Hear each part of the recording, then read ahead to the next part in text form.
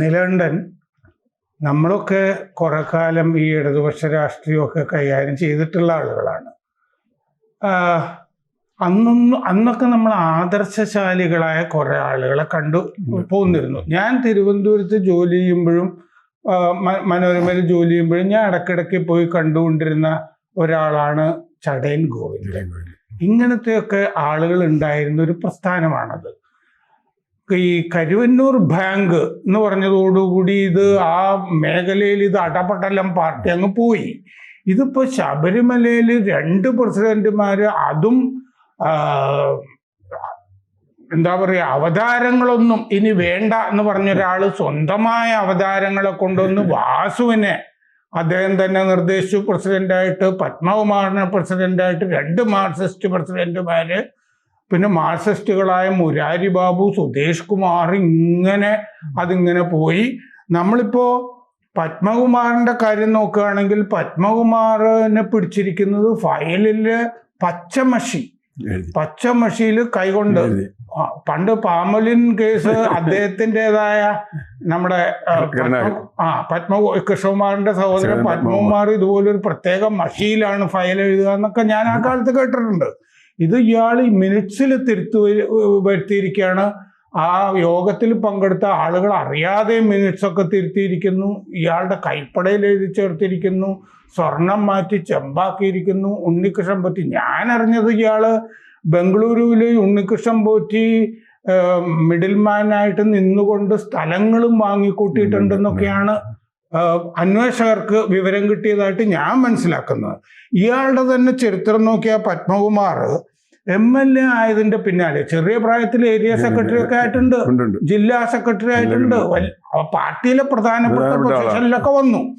ഇയാൾ MLA ആയതിന്റെ പിന്നാലെ ആറന്മുളക്കടുത്ത് നാൽക്കാലിക്കൽ സഹകരണ ബാങ്ക് അതിന്റെ പ്രസിഡന്റ് ആയിരുന്നപ്പോ അംഗങ്ങൾ അറിയാതെ അവരുടെ പേരിൽ കാർഷിക വായ്പ എടുത്തു, എന്നിട്ട് തിരിച്ചടച്ചില്ല. അതിന്റെ പേരിൽ ഇയാൾ കേസിലകപ്പെട്ടു. പക്ഷേ ഇടത് സർക്കാർ ഇയാളെ കേസിൽ നിന്ന് ഒഴിവാക്കി. ഇങ്ങനെ വാസവനെ ഇളംകുളം സഹകരണ ബാങ്ക് പ്രശ്നത്തിലും ഉമ്മൻചാണ്ടി ഊരിക്കൊടുത്തായിട്ടൊക്കെ നമുക്കറിയാവുന്ന. ഇതിൻ്റെ അകത്ത് ഈ കടകംപള്ളി ദേവസ്വം മന്ത്രിയായിരുന്നു ഈ കാലയളവിലൊക്കെ. ഞാൻ ദേവസ്വം മന്ത്രിയായിരുന്നപ്പോൾ N വാസു മാന്യനായിരുന്നു എന്ന് കടകംപള്ളി പറഞ്ഞിട്ടുണ്ട്. ഇനി പത്മകുമാറും ആ കാലത്ത് സത്യസന്ധനായിരുന്നു എന്ന് കടകംപള്ളി പറയാൻ ബാക്കിയുണ്ട്. കടകംപള്ളിക്കെതിരെ പത്മകുമാറിന്റെ മൊഴിയുണ്ട്.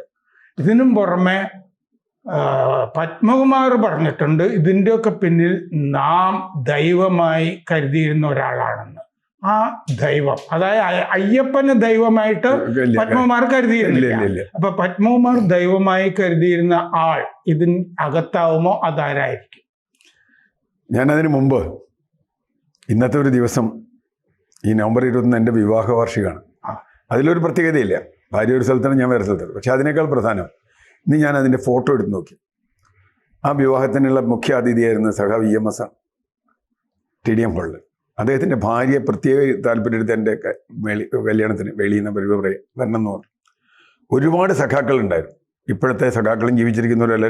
TK അടക്കം അതിലുണ്ട്, TK രാമകൃഷ്ണൻ അടക്കം, CP ജോൺ, സുരേഷ് കുറുപ്പാണ് ഒരു സാക്ഷി എൻ്റെ കല്യാണത്തിന്. ഞാനിത് പറയാൻ കാരണം എൻ്റെ കല്യാണം പറയാനല്ല. അന്ന് നമ്മൾ ഉറച്ചു നിന്ന് ഇതിനു വേണ്ടി ഇത് വരും, ജീവിതമുണ്ട്, വലിയൊരു ജീവിതം മാറ്റമുണ്ട് എന്ന് പ്രതീക്ഷിച്ച് നമ്മുടെ ജീവിതത്തിലെ മുഴുവൻ കാര്യങ്ങളും ഇതുമായി ബന്ധപ്പെടുത്തിക്കൊണ്ടാണ് മുമ്പോട്ട് പോയത്. വിവാഹവും ജീവിതവും ഒക്കെ. അത് നമ്മളിപ്പോൾ രാമേന്ദ്രനും അതെ, ഞാനും അതെ, എല്ലാവരും അതെ. കാരണം നമ്മുടെ മുമ്പിൽ വലിയ മാതൃകകൾ ഉണ്ടായിരുന്നു. EMS ഉണ്ടായിരുന്നു, ചടയൻ ഗോവിന്ദൻ ഉണ്ടായിരുന്നു, അല്ലെങ്കിൽ AKG ഉണ്ടായിരുന്നു. AKG ഒക്കെ ഞാൻ കുറച്ചേ കണ്ടിട്ടുള്ളൂ, എങ്കിലും വായിച്ചിട്ടുണ്ട്. ഒരുപാട് പേരുണ്ട്. അവസാനം വരെ VS ഉണ്ടായിരുന്നു. ഞാൻ പറഞ്ഞ് അങ്ങനെയൊക്കെ ആളുകളുണ്ടായിരുന്നു. ഇന്നിപ്പം നമ്മളവിടെ എത്തി നിൽക്കുമ്പോൾ ദൈവം പോലെ കരുതുന്നവരൊക്കെ പാർട്ടിയിലുണ്ട്. നമ്മളന്നവരെ ദൈവമൊന്നും കരുതിയിട്ടില്ല. EMSനെ ഒരിക്കലും നമ്മൾ ദൈവമായിട്ട് കരുതി, AKG ദൈവമായിട്ട് കരുതിയില്ല. പക്ഷേ ഒരു റോൾ മോഡലാണ്, അങ്ങനെയാണ് കരുതിയില്ല. ഇന്നിപ്പോൾ റോൾ മോഡലും ദൈവമൊക്കെ ഒന്നാണ്. അതുകൊണ്ടാണ് അവതാരം വരുന്നത്. ദൈവത്തിനാണല്ലോ അവതാരം ഉണ്ടാവുക. അപ്പൊ അവതാരങ്ങൾ പെരുപ്പങ്കോട് മുരളി VSനെ പറ്റി പുസ്തകം എഴുതിയപ്പോഴും അവതാരം എന്നുള്ള വാക്കുണ്ട്. അല്ല, അവതാരങ്ങൾ ഉണ്ടാവില്ല എന്നാണ് 2016 നമ്മളോട് പറഞ്ഞത്. അതെന്തുകൊണ്ട്? സോളാർ കേസിൽ സരിത പോലെയുള്ള അവതാരങ്ങൾ വന്നിട്ടാണ് ഉമ്മൻചാണ്ടി പ്രശ്നമായതെന്നോ. സോളാർ കേസ് ഇപ്പോൾ എവിടെ പോയി നമുക്കറിയില്ല, അതുപോട്ടെ. ഇപ്പോൾ നമ്മൾ നോക്കുക, എത്ര അവതാരങ്ങൾ കഴിഞ്ഞ 10 വർഷത്തിനകത്ത് നമ്മുടെ മുമ്പിൽ കൂടി കടന്നുപോയി. എത്ര അവതാരങ്ങൾ, ഞാനിപ്പോൾ പേരൊന്നും ആവർത്തിച്ച് പറയേണ്ട കാര്യമില്ല. ഈ അവതാരങ്ങൾ ഓരോന്നും കേരളത്തിനുണ്ടാക്കിയിട്ടുള്ള ദുരന്തങ്ങൾ. മാത്രമല്ല, ഈ അവതാരങ്ങളൊക്കെ തന്നെ പാർട്ടിയുമായി നേരിട്ട് ഒരു തരത്തിൽ മറ്റു തരത്തിൽ ബന്ധപ്പെട്ട ആൾ. ഇപ്പോൾ നമ്മുടെ ജയിലിൽ കിടന്ന ഇയാൾ അഡീഷണൽ നമ്മുടെ ശിവശങ്കരൻ. അപ്പോൾ ഇവരൊക്കെ അവതാരങ്ങളായി പല ഘട്ടത്തിൽ വരുന്നു. ഏറ്റവും ഒടുവിലാണ് പോറ്റിയുടെ അവതാരം വരുന്നത്. അത് കൽക്കി അവതാരമാണോ എന്ന് എനിക്കറിയില്ല. അങ്ങനെയാണെങ്കിൽ ഇതോടുകൂടി അവസാനിക്കും, പ്രളയം വരും. അപ്പോൾ എന്തായാലും ഈ അവതാരങ്ങൾ ഇവിടെ വിലസണമെങ്കിൽ അവതാരങ്ങൾ വരില്ല എന്ന് പറഞ്ഞ് അവതാരങ്ങൾ എടുക്കുന്ന ഒരു ദൈവത്തിൻ്റെ തീരുമാനം വേണ്ടേ? ദൈവമാണല്ലോ അവതാരങ്ങൾ എടുക്കുന്നത്. ഇപ്പോൾ വിഷ്ണുവിൻ്റെ ദശാവതാരം എന്നല്ലേ നമ്മൾ പറയുക. അപ്പോൾ വിഷ്ണു തീരുമാനിക്കണം അവതാരം ഇനി വേണ്ടെന്ന്. അങ്ങനെ തീരുമാനിച്ചിട്ടുണ്ടോ എനിക്കറിയില്ല. അപ്പോൾ ആരാണ് ഈ വിഷ്ണു? ആരാണ് ഈ കേന്ദ്രം? കേരളത്തിലെയോ ഒരുപക്ഷെ ഇന്ത്യയിലെയോ CPM എന്ന് പറയുന്ന പാർട്ടിയിൽ ഒരാളേ ഉള്ളൂ ദേവൻ. ബാക്കിയൊക്കെ ശിങ്കിടികളും ക്ഷേത്രപാലന്മാരും ഭൂതഗണങ്ങളും ക്ഷേത്രപാലന്മാരും. അപ്പോൾ ആ ഒരാൾ ആരാണെന്ന് ഇപ്പം ഞാൻ രാമേന്ദ്രൻ എന്നോടോ ഇത് കേൾക്കുന്ന പ്രേക്ഷകരോടോ പറയേണ്ടതില്ല. അത് കേന്ദ്ര കമ്മിറ്റിയെയും പോളിറ്റ് ബ്യൂറോയിനെയും ഒക്കെ അട്ടിമറിക്കാൻ കഴിയുന്ന ഒരു ദൈവമാണ്. അദ്ദേഹം അറിയാതെ ഇതൊന്നും നടക്കില്ല എന്നുള്ള കാര്യം ഉറപ്പാണ്. കാരണം ഈ പാർട്ടിയിൽ ഇപ്പം എന്ത് സംഭവിക്കണമെങ്കിലും അദ്ദേഹത്തിനോട് ചോദിക്കണം, അല്ലാതെ ചെയ്യില്ല, അത് നടക്കില്ല. ഇപ്പോൾ PM ശ്രീ വന്നപ്പോഴും നമ്മൾ കണ്ടു, മുഖ്യമന്ത്രി പറഞ്ഞു നടത്തിക്കോളാൻ, ശിവൻകുട്ടി പോയി ഒപ്പിടാൻ പറഞ്ഞു. ഇതാണ് എല്ലാ കാര്യത്തിലും. അതിപ്പോൾ അജിത് കുമാറിൻ്റെ കാര്യത്തിൽ, പൂരം കലക്കുമായി ബന്ധപ്പെട്ട അജിത് കുമാറിൻ്റെ കാര്യത്തിലൊക്കെ നമ്മൾ കണ്ടു. മുഖ്യമന്ത്രി തീരുമാനിച്ചു വേണ്ട. കരുമന്നൂർ കേസിൻ്റെ കാര്യത്തിൽ മുഖ്യമന്ത്രി തീരുമാനിച്ചു, ഒരുപക്ഷെ ED ആയിട്ട് സംസാരിച്ചിട്ടുണ്ടാവും, ഇനി ഞങ്ങൾ ഈ പണി വേണ്ടാന്ന് വെച്ചിട്ടുണ്ടാവും. ഇപ്പം നമുക്കറിയാം അതിൽ എത്ര പാർട്ടിക്കാരാണ് ഇടപെട്ടത്. എൻ്റെ നാടാണ് കരുവന്നൂർ, അതാലോചിക്കണം. കരുവന്നൂരിൽ നിന്ന് 50 കിലോമീറ്റർ അകലെയുള്ള അല്ലെങ്കിൽ 30-40 കിലോമീറ്റർ അകലെയുള്ള അരവിന്ദാക്ഷൻ കരുവന്നൂർ ബാങ്കിൽ കൊണ്ടുവന്ന് പണം നിക്ഷേപിക്കണമെങ്കിൽ എന്തിനു നിക്ഷേപിക്കണം? അരവിന്ദാക്ഷനും കരുവന്നൂർ ബാങ്കുമായിട്ട് എന്താ ബന്ധം എന്ന് പെട്ടെന്ന് ആലോചിച്ചാൽ മതി. 25 ലക്ഷം രൂപ ഇയാളുടെ സ്വന്തം കാശാവട്ടെ, അമ്മയുടെ കാശാവട്ടെ, ബിനാമി ആവട്ടെ, അത് മുതൽക്ക് പറവൂരുള്ള ആൾക്ക് ലോൺ കൊടുക്കുക, മൂന്നാറിൽ റിസോർട്ടിന് ലോൺ കൊടുക്കുക. ഒരു പ്രാദേശിക സഹകരണ സംഘമാണ്. അന്ന് നമുക്ക് ഉറപ്പായിരുന്നു ഇത് പ്രാദേശികമായുള്ള പാർട്ടിക്കാരുടെ ചെറിയൊരു പ്രശ്നമല്ല. AC മൊയ്തീൻ്റെ പേര് വന്നു, രാധാകൃഷ്ണൻ്റെ പേര് ഒരുപക്ഷെ അദ്ദേഹം ഉണ്ടാവില്ലായിരിക്കും, ഞാൻ വിചാരിക്കുന്നില്ല. രാധാകൃഷ്ണൻ്റെ പേര് എനിക്കങ്ങനെ ഇപ്പോഴും തോന്നിയിട്ടില്ല. പക്ഷേ അദ്ദേഹത്തിൻ്റെ പേര് വന്നു, അവിടെയുള്ള പാർട്ടിക്കാരുടെ മുഴുവൻ പേര് വന്നു, ജില്ലാ കമ്മിറ്റിയുടെ പേര് വന്നു. അങ്ങനെയൊക്കെ വന്നു കഴിഞ്ഞപ്പോൾ ഇത് പാർട്ടി ഓർഗനൈസ് ചെയ്ത ഒരു ലൂട്ടാണ് എന്ന് അവിടുത്തെ നാട്ടുകാർ കരുതുന്നു, എൻ്റെ നാട്ടുകാർ കരുതുന്നു. ഞാൻ 30 വർഷം പാർട്ടി പ്രവർത്തനം നടത്തിയ നാടാന്ന് ആലോചിക്കണം കരുതുന്നു. തമാശയല്ല അത്. അവിടെ SFI ആയിട്ടും DYFI KSYF ആയിട്ടും പാർട്ടിയായിട്ടും ലോക്കൽ കമ്മിറ്റി മെമ്പറായിട്ടും ഞാൻ ഇരുന്ന ഒരാളാണ്. അവിടുത്തെ ആളുകളുടെ മനസ്സ് കണ്ടപ്പോൾ എനിക്ക് മനസ്സിലായി ഇത് അത്രയ്ക്കും അവരെ വേദനിപ്പിച്ചിട്ടുണ്ട്. അതൊരു കരുവന്നൂർ ഒരു പ്രാദേശിക, മറ്റു പല ബാങ്കുകളും വന്നിട്ടുണ്ട്, പ്രാദേശിക വിഷയമായിട്ട് കണക്കാക്കും. പക്ഷേ ശബരിമലയിലേക്ക് വരുമ്പോൾ വളരെ വളരെ വിചിത്രമായ കരുവന്നൂരിൻ്റെ ഏറ്റവും വലിയ മോഡലാണ് ഇപ്പോൾ ശബരിമല നടക്കുന്നത്. ഇത് പാർട്ടി തീരുമാനമനുസരിച്ച് തന്നെ ചെയ്തൊരു കാര്യമാണ്. ഇനിയിപ്പോൾ പാർട്ടി അറിഞ്ഞില്ല, കേട്ടില്ല. അറിഞ്ഞില്ല എങ്കിൽ പത്മകുമാർ പറഞ്ഞ പോലെ ഇത്രയും വലിയൊരു ദൈവം തൻ്റെ അവതാരം ചെയ്യുന്ന കാര്യം ദൈവം അറിഞ്ഞില്ല എന്ന് പറഞ്ഞാൽ പ്രശ്നമല്ലേ? ഈ അവതാരങ്ങൾ ചെയ്യുന്നത് ദൈവം അറിയാതിരിക്കാൻ പാടില്ലല്ലോ. ഇപ്പം നരസിംഹാവതാരം ചെയ്യുന്നത് വിഷ്ണു പറഞ്ഞു വിട്ടിട്ടില്ലേ, എല്ലാ അവതാരം. അപ്പോൾ ഈ അവതാരങ്ങൾ ഇങ്ങനെ പലതരത്തിൽ കാര്യങ്ങൾ ചെയ്യുന്നു. അപ്പോൾ തീർച്ചയായും അവതാരങ്ങളായി വരുന്ന ഈ ദൈവം, പല അവതാരങ്ങളെ മുമ്പോട്ട് വയ്ക്കുന്ന ഈ ദൈവം ഈ ലൂട്ടിൻ്റെ പ്രധാനിയാണ് എന്ന് നമുക്ക് പറയാൻ ബുദ്ധിമുട്ടില്ല. ഒന്ന്. രണ്ടാമത്തെ കാരണം, 8-7 വർഷമായി ചുരുങ്ങിയത് ഈ ലൂട്ട് നടക്കുന്നു. 7 വർഷം മുമ്പ് പ്ലാൻ ചെയ്തിട്ടുണ്ടെന്നാണല്ലോ ഇപ്പോൾ കാണുന്നത്. 7 വർഷമായി നടക്കുന്ന ഒരു ലൂട്ട്, ഇത്രയും വലിയ കൊള്ള, ശബരിമല പോലെ നിർണായകമായ ആളുകളെ ഏറ്റവും ശ്രദ്ധിക്കുന്ന ഒരു സ്ഥലത്ത് നടന്നിട്ട് കേരളത്തിലെ പോലീസ് അറിഞ്ഞില്ല, വിജിലൻസ് അറിഞ്ഞില്ല എന്ന് പറഞ്ഞാൽ നമുക്ക് വിശ്വസിക്കാൻ പറ്റുമോ? വിശ്വസിക്കാൻ പറ്റില്ല. അപ്പോൾ പോലീസും വിജിലൻസും ഒക്കെ അറിഞ്ഞു. പോലീസും വിജിലൻസും അറിഞ്ഞിട്ട് ഇതൊന്നും ചെയ്യേണ്ട തീരുമാനിച്ചതോ? ഹൈക്കോടതി ഇടപെട്ടില്ലെങ്കിൽ രാമേന്ദ്ര ഇതിന്റെ ഒരു സ്ഥിതി ഒന്ന് ആലോചിച്ച് നോക്കൂ. ശബരിമല അയ്യപ്പൻ ഇവിടെ ബാക്കിയിട്ടുണ്ടാവും. ആക്സിഡന്റ് അല്ല, ഒരു ആക്സിഡന്റൽ കാരണം കൊണ്ട് ഹൈക്കോടതി ഇടപെട്ടത് കൊണ്ട് മാത്രം ഇപ്പം ഞങ്ങളുടെ പോലീസ് അത് അന്വേഷിക്കണമെന്ന് എനിക്ക് ചിരിയും എൻ്റെ സങ്കടവും വരുന്നുണ്ട്. അത് പറയുമ്പോൾ പാർട്ടിയിൽ ചാനലിൽ വന്നിരുന്നു. ഏത് പോലീസ്? ഈ പോലീസും ഈ പട്ടാളവും ഈ വിജിലൻസും ഒക്കെ ഇവിടെ ഉണ്ടായിരുന്നില്ലേ? 2018 മുതൽ 25 വരെ നിരന്തരം കൊള്ളയടിക്കുമ്പോൾ അത് ആലോചിക്കണം. 2018 മറ്റേ പ്രശ്നമുണ്ടായ അവിടെ തന്നെ വിജിലൻസ് ഉണ്ട്. ശബരിമലയുടെ വിജിലൻസ് ഉണ്ട്, ബോർഡിന്റെ വിജിലൻസ് ഉണ്ട്, സംസ്ഥാന വിജിലൻസ് ഉണ്ട്, സ്പെഷ്യൽ ബ്രാഞ്ച് ഉണ്ട്, ക്രൈം ബ്രാഞ്ച് ഉണ്ട്. ഇവരാരും അറിഞ്ഞില്ല. ഈ ഒന്നും വേണ്ട, ഈ പോറ്റി ഇത് ബാംഗ്ലൂരും മദ്രാസിലും കണ്ണി കണ്ട അമ്പലങ്ങളിലും ആളുകളുടെ വീടുകളിലും കൊണ്ടുപോയി പ്രദർശിപ്പിച്ചത് ബോർഡ് അറിഞ്ഞിട്ടില്ല. വേറെ ഒന്നും വേണ്ട, ബാക്കിയൊക്കെ വേണ്ട, സ്വർണത്തിൻ്റെ കാര്യം അവിടെ നിൽക്കട്ടെ, അറിഞ്ഞിട്ടില്ല. ഇയാൾ കൊണ്ടുപോയി ഇയാൾ ഇതിന് വേണ്ടി കാശ് മേടിച്ചത് അറിഞ്ഞിട്ടില്ല. ഇയാൾ ഇതിന് പൈസ ഉണ്ടാക്കിയത് അറിഞ്ഞിട്ടില്ല. ഇയാൾ സ്വർണം ഞാൻ കുട്ടികളുടെ ഏതോ പാവപ്പെട്ട മനുഷ്യൻ്റെ വിവാഹത്തിന് കുറച്ച് സ്വർണം കൊടുത്തോട്ടെ എന്ന് ചോദിച്ചു, ഇവരറിഞ്ഞിട്ടില്ല. ഇതൊന്നും ചെയ്യുമ്പോഴും ശബരിമലയിലെ സ്വർണ്ണമാണ് കൈകാര്യം ചെയ്യുന്നത്. ഇവിടെ ഒരു കാര്യമുണ്ട്, ഇപ്പോൾ ആചാരം വിശ്വാസം നമ്മൾ 2018 പ്രശ്നമൊക്കെ ഉണ്ട് സുപ്രീം കോടതിയൊക്കെ, അതൊക്കെ വേണമെങ്കിൽ വ്യക്തിപരമാണ് അല്ലേ, ഒരു മതത്തിന് അവരുടെ ആചാരം ഒരു വിശ്വാസം ഒക്കെ ആർക്കും ആവാം. പക്ഷേ സർക്കാരിൻ്റെ ജോലി അത് സംരക്ഷിക്കലല്ല, സ്വത്ത് സംരക്ഷിക്കല. സർക്കാരിൻ്റെ ജോലി എന്താ? ജീവനും സ്വത്തിനും സംരക്ഷണം കൊടുക്കുക എന്നുള്ളത് ഭരണഘടനാപരമായ ബാധ്യതയാണ്. ഇവിടെ പൊതു സ്വത്ത് അല്ലെങ്കിൽ ദേവസ്വം ബോർഡിൻ്റെ സ്വത്ത്, ഭക്തർ അറിഞ്ഞ് കൊടുത്ത വിശ്വാസത്തോട് കൊടുത്ത സ്വത്ത് മൊത്തമായി കൊള്ളയടിക്കുന്നത്. അതാ ഞാൻ കരുവന്നൂരും അങ്ങനെ തന്നെയാണ്, സഹകരണ സംഘത്തിലെ ആളുകൾ കൊണ്ടുപോയി വിശ്വാസത്തിലാണ് പൈസ ഇടണേ. അതുപോലെ ഒരു ജനതയുടെ വിശ്വാസം മുഴുവൻ കൊള്ളയടിച്ച ഒരവസ്ഥയാണ് ഇപ്പോൾ ഉള്ളത്. അതിന് ഒരു നടപടി പോലും ഈ ഗവൺമെൻറ് എടുത്തില്ല. വിജിലൻസ് ആരുടെ ഇല്ല, മറ്റേ ഈ കഴിഞ്ഞ 10 വർഷമായിട്ട് വിജിലൻസ് ആരുടെ ഇല്ല, പോലീസ് ആരുടെ ഇല്ല, ദേവസ്വം ആരുടെ ഇല്ല, CPM-ൻ്റെ ഇല്ലല്ലേ. അങ്ങനെയുള്ളൊരു ഘട്ടത്തിൽ ഒന്നും എടുത്തില്ല എന്ന് പറയുന്നതോടുകൂടി തന്നെ ഇവരുടെ ഡിഫൻസ് മുഴുവൻ പൊളിയാണ്. കാരണം നിങ്ങളെവിടെയായിരുന്നു കഴിഞ്ഞ ഇത്രയും വർഷങ്ങളിൽ? നിങ്ങൾക്ക് എന്താണ് നിങ്ങൾക്ക് ഇതിലൊന്നും ചെയ്യാൻ പറ്റാഞ്ഞ് എന്ന ചോദ്യത്തിന് ഒരു മറുപടി പോലും ഇവർക്ക് പറയാൻ പറ്റില്ല. ഇനി കുറ്റക്കാർ ശിക്ഷിക്കപ്പെടട്ടെ എന്ന് പറയാൻ അതിന് ഇതൊന്നും ആവശ്യമില്ല. അതിപ്പോൾ ഗോവിന്ദൻ പറഞ്ഞു, കുറ്റക്കാർ ശിക്ഷിക്കപ്പെടട്ടെ. എന്ത് കുറ്റക്കാർ ശിക്ഷിക്കപ്പെടണേ? കുറ്റക്കാരാരാണെന്ന് കണ്ടെത്തലാണ് സ്റ്റേറ്റിൻ്റെ ഡ്യൂട്ടി, പ്രോസിക്യൂഷൻ്റെ ഡ്യൂട്ടി. അത് സ്റ്റേറ്റാണ്. ആ സ്റ്റേറ്റ് ചെയ്തില്ല. ഹൈക്കോടതി സ്റ്റേറ്റിൻ്റെ ഒരു റോൾ എടുത്തു, ഇപ്പം അത് ചെയ്തു. അങ്ങനെ ചെയ്യുമ്പോൾ തീർച്ചയായും ഒരു സംശയവും വേണ്ട, ഇപ്പോൾ കടകംപള്ളി സുരേന്ദ്രനാവാം, നാളെ വാസവനാവാം, വേറൊരാളാവാം, ഇതിൻ്റെ പിന്നിൽ പത്മകുമാർ പറഞ്ഞ യഥാർത്ഥ ദൈവം തന്നെയാണ് ഉള്ളത്.